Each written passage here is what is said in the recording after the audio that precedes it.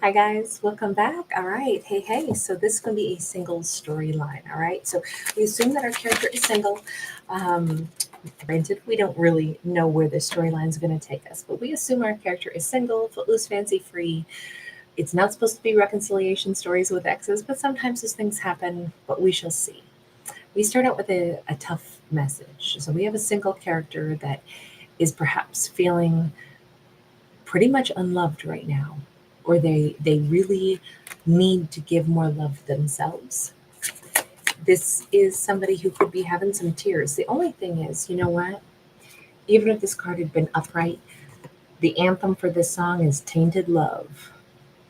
Look at all the tears. You know, the sky is crying, which is a great blues song.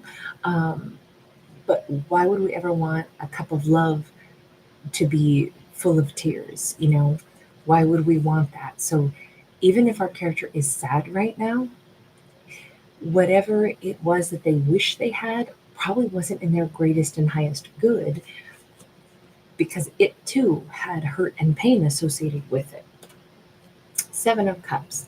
I think intuitively our character probably knows this, because the Seven of Cups is like grappling for understanding. Yes, it's some confusion, but our character would also be wise enough and intelligent enough, even in their sorrow, to say, okay, hold on. Why did this happen? Was it, I know I'm crying right now. I know I'm unhappy right now, but really, was it that great, the thing that's not in my life? Maybe it's not. And maybe there's something a heck of a lot better. I think seven is a divine number. So our character is leaning toward divine acknowledgement that whatever they don't have in their life, even if it sucks to lose something that was crummy, like let's say we get an ice cream cone and it's not the flavor that we like, but then we accidentally drop it. And we go, oh, I can't even eat my crummy ice cream cone. Okay, we could be sad about that. Or we could say, yeah, but it saved me the calories. It wasn't really that good. I'd rather have some different treat anyway. Who the hell cares? But in a moment we go, see, nothing goes right for me. First I get a crappy ice cream cone and then it falls on the ground. I just can't catch a break. And it kind of feels like our character knows it's not so bad that that thing's out of my life. And in fact, it's probably because I should choose something better. Choose a different snack. Choose a more nutritious thing or a yummier thing, since I didn't like it anyway. I mean, is it some wasted money? Sure, because I bought some ice cream and it dropped on the ground, but I didn't like it anyway. So let me just let it go. Okay, Death card is here. Queen of Swords is here. Hi, Nancy Drew. Great to see you, Angel. I love the fact that we have this forward motion for our character. They're about ready to feel exactly that way. I'm done. I'm not going to cry over this. In fact, let me just, pull myself up short and say, of course, that's why something's not in my life, because it actually kind of sucked anyway. So there's no reason to cry when something that sucked is over. Instead, let me just change and transform beyond it. Okay, that feels a little bit better. Okay, yeah, actually, I'm liking this now. I'm back in the flow of things. In fact, if anything, what I want is something a hell of a lot better than that crummy ice cream cone, or that crummy relationship, or that crummy situation that didn't even treat me good. I want something better for me. So I feel like it's really great energy. By the way, we do have strong Libra, Gemini, Aquarius for our queen, and then we also have Scorpio for that death card. Ooh, bring in some Libra, Taurus on an empress energy. We have got also a five of wands and we have a four of swords. Okay, our character is very swiftly going from sorrow to contemplative confusion to reality checking themselves to letting stuff go to seeing it in a different light to building themselves back up, pumping themselves up, and then considering, damn, this was something to heal from, and go ahead and put the final nail in the coffin and forget all about this. That was but one chapter of life, and you know what? I would never take that mess back. I got nothing to cry over other than maybe I wasted a little bit of time or money or energy, but not even a reason to cry over it. I'm so glad that that chapter is over, and I can bury that now, because here's who I am today. So, in the span of 4 minutes and 55 seconds, we have a character that went from drying their tears to being a little confused to grabbing the truth to really seeing it, not with ruthless eyes, but with a mature, evolved energy. So, I gotta say, I'm gonna call this person the Empress now. They're not crying over the past. They're not crying over an ex. They're not crying over anything from their past.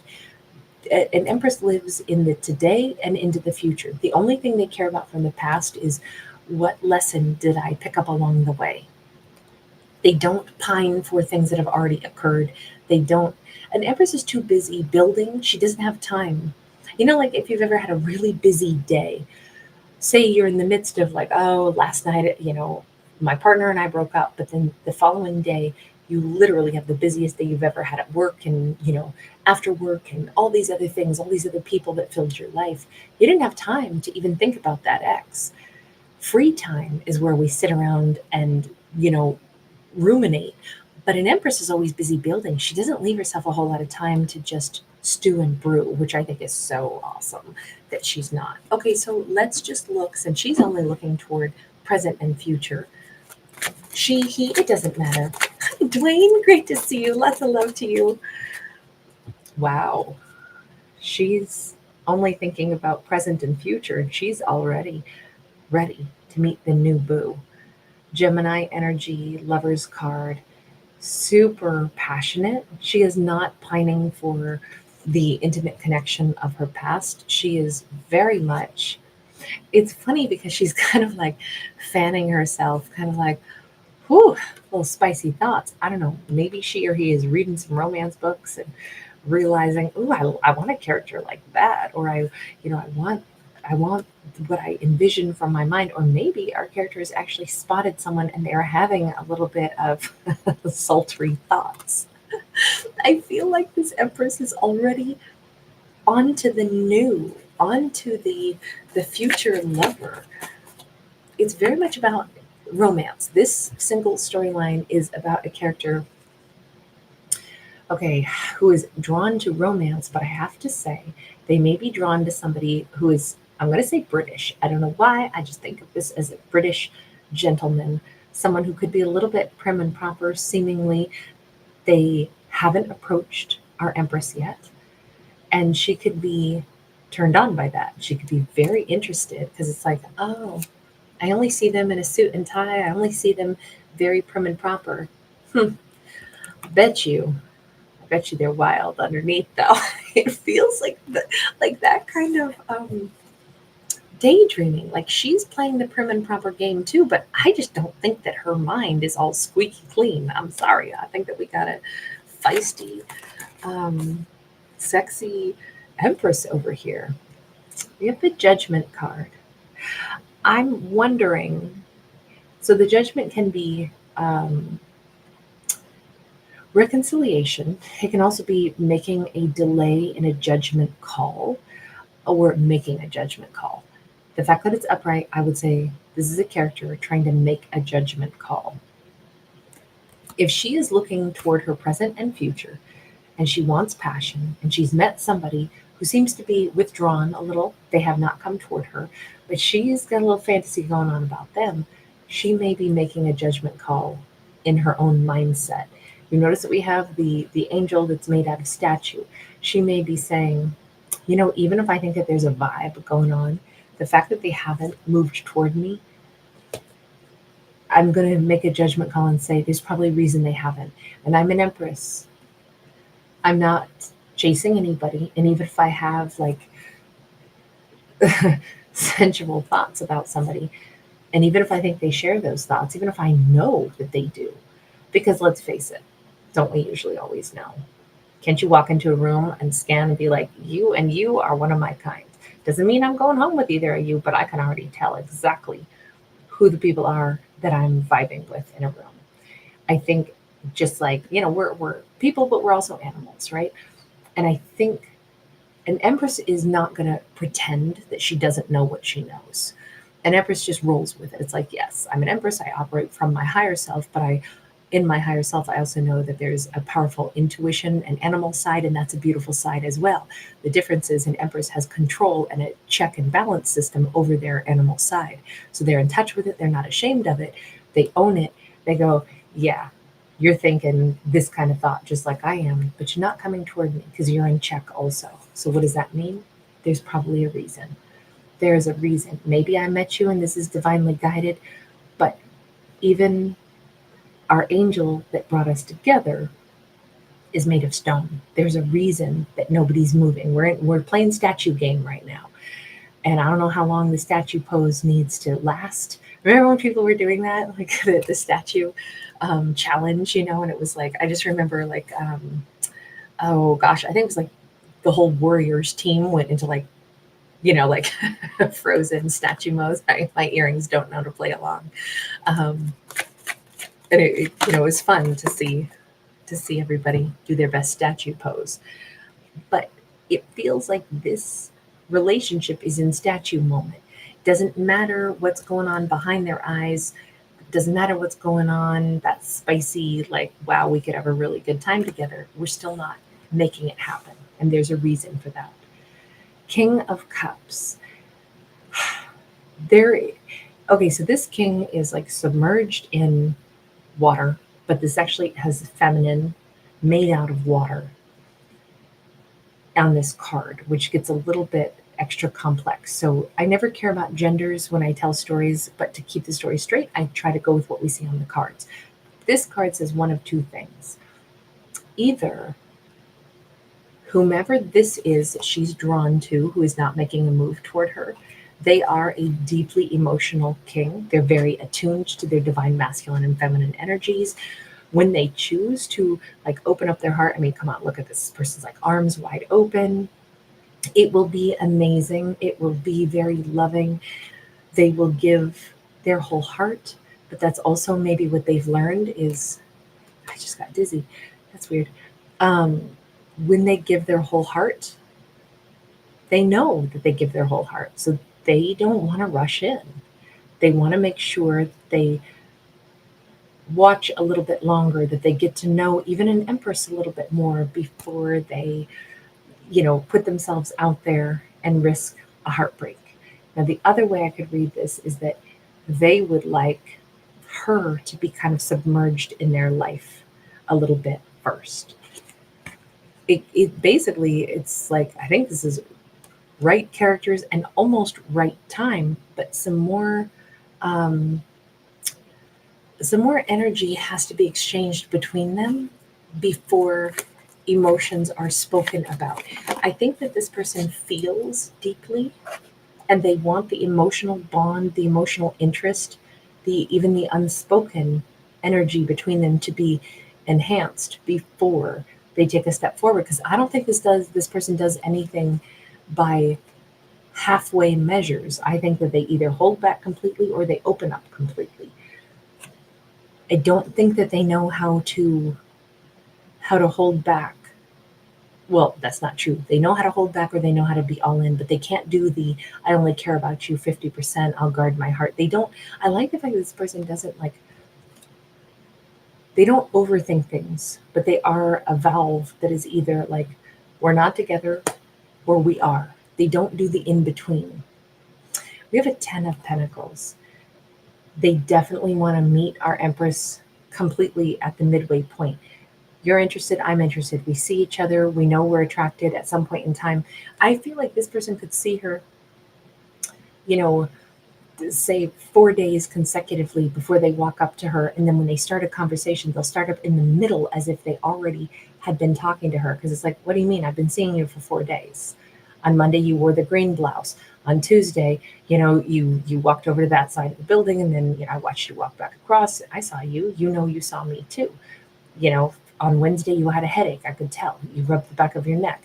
They'll just be point blank. They're like, what do you mean? We've been noticing each other.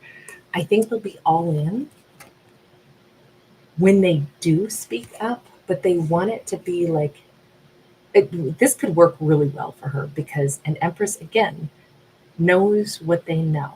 They're not going to pretend that they didn't know. I'm picturing right now I loved the dialogue. I thought it was really witty writing in, oh gosh, what was that film? The old one with Cary Grant.